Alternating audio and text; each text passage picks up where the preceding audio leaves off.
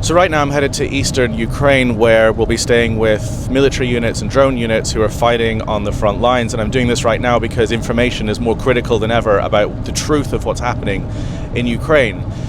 What Trump has been putting out, what Putin has been putting out, which is basically identical, are lies about Ukraine. That Ukraine has been turned to rubble, there's no one left fighting, it doesn't know what it's fighting for, that the areas that are being fought in right now are somehow Russian. And this is factually incorrect, and sometimes the only way you can really show the reality of what's going on in journalism is to physically go to these places and interview people and physically get a picture. And right now that is fundamental. So I'm leaving Kyiv, and I'm going to be doing this over the next few days. And this is coming at a time where the guy that Trump put in charge of negotiations between Ukraine and Russia, has been putting out insane disinformation about this country. In the interview, Mr. Witkoff repeated many of the Kremlin's own talking points, which is why Nezavisima Gazeta declares US and Russian officials have started speaking the same language.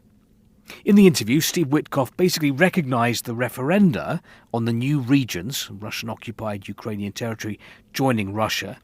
He ruled out the prospect of Russian forces invading EU countries.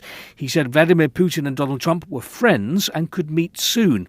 For the first time in many years, the White House and the Kremlin are so openly demonstrating their mutual attraction. Every KGB talking point you can imagine, and he did this on Tucker Carlson a couple of days ago. He said that the 4 oblasts, Luhansk, Donetsk, Crimea, Kherson, are Russian, and he was referencing these sort of sham votes that the Russians carried out in some of these occupied areas, where, let me show you a video of what those look like.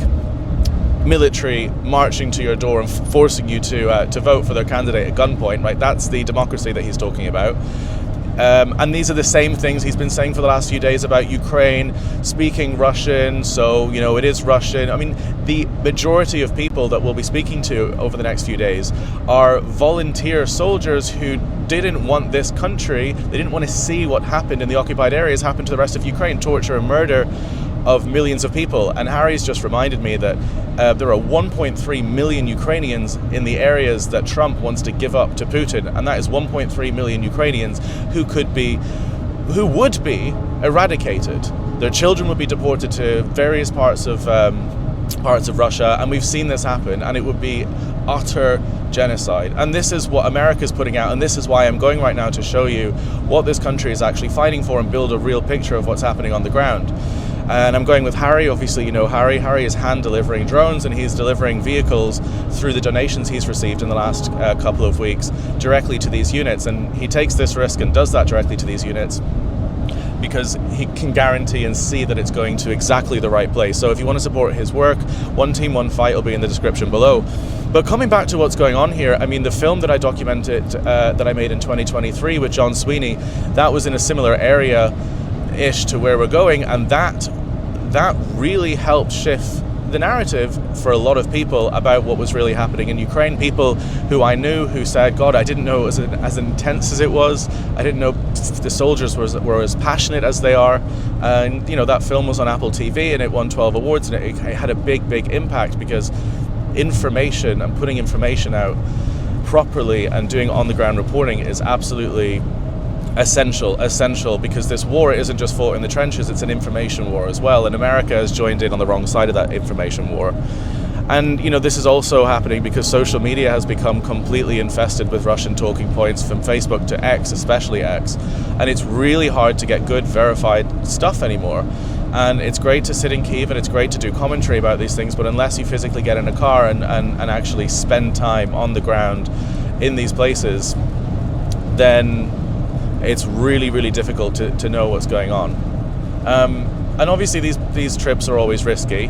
I'm not going to be doing daily reports when I'm in those positions because, for very obvious reasons, this is it would give away your location, first of all.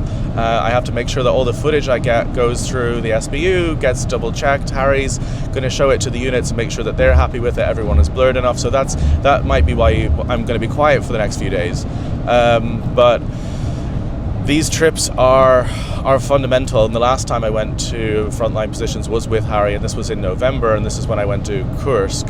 We drove from Pokrovsk all the way through Kramatorsk, up to Sumy, through Izium, and Harry was reminding me yesterday, because we were looking at the route that we were going to go to on these kind of trips, and he said, God, Caolan, most of those roads that we took towards Pokrovsk and most of those roads that we were taking are now either under direct fire from Russians, or Russians are actually on those roads, and completely different route maps need to be drawn.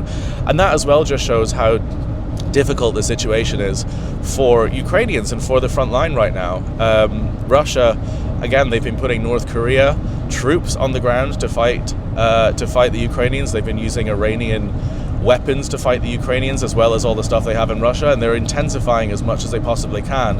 And they're doing it more so now, I think, because they can get away with it. This is why the last few nights in Kyiv have been hugely loud. Harry and I just drove past a building in the center of Kyiv, well, just on the outside, with a giant hole in the side of it, which happened 2 nights ago. I heard this explosion because Russia have been intensifying their attacks on Ukraine because they can, because their narratives are sticking.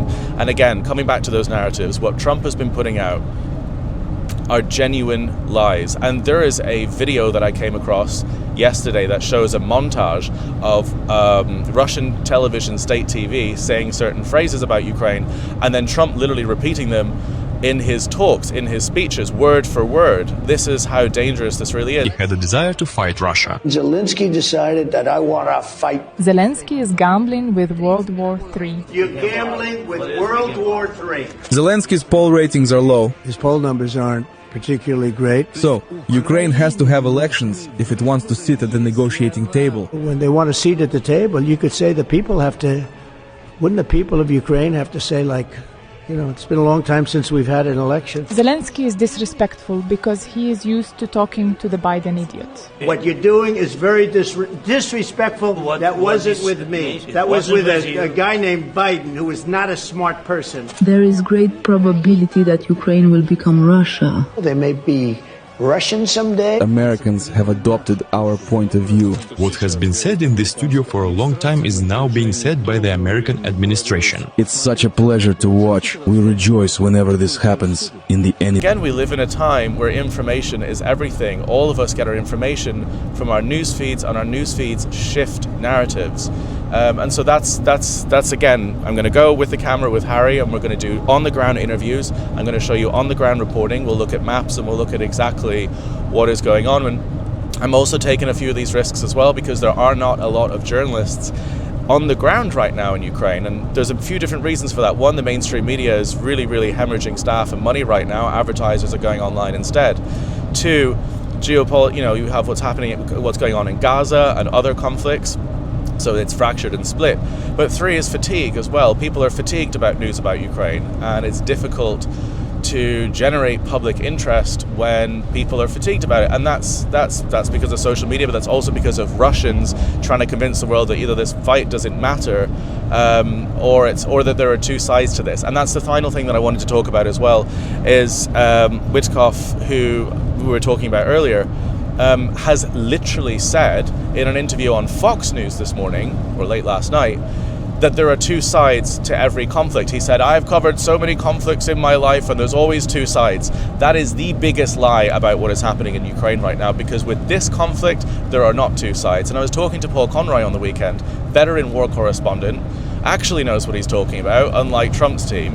And he said, Caolan, this is the first war I've actually covered where there are genuinely not two sides. You have civil wars, you've got different types of wars. This is good versus evil, clean cut. This is a innocent country that wants to be closer to democracy, that wants to look west. And this is an invading, occupying, genocidal force that are trying to destroy it. And there are not two sides ever to a situation like this, and that has to be countered. And I'm going to be showing you this as well. I'm going to be showing you why Ukrainians continue to fight for their country, fight for freedom, fight for democracy, and the fact that most of them volunteer to do it. On the Russian side, those soldiers get pulled out of mental asylums, they get pulled out of prisons because nobody wants to fight, because on one side does not know what they're fighting for, the other side does, and that's what I want to show.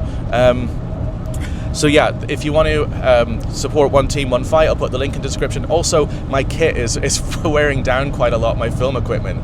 So I put together an Amazon wish list to be delivered to an address in Ireland that I can go and pick up pick it up from. So if you guys want to support getting me some camera equipment or some editing stuff, that would be incredible as well, because stuff is getting so worn down from Syria and all these trips. Every time I go on a trip, something gets a bit more worn down because it's a pretty rugged environment. But anyway, that's what I'm going to be doing the next few days. That's why you might be not hearing from me. And the truth matters more than ever. If you can't support financially Harry's team or any of this stuff, maybe just share this video, whatever you can, and share the reports that I'm going to be bringing out over the next few days, because it's so important right now. But yeah, thank you so much, and I'll see you on the other side.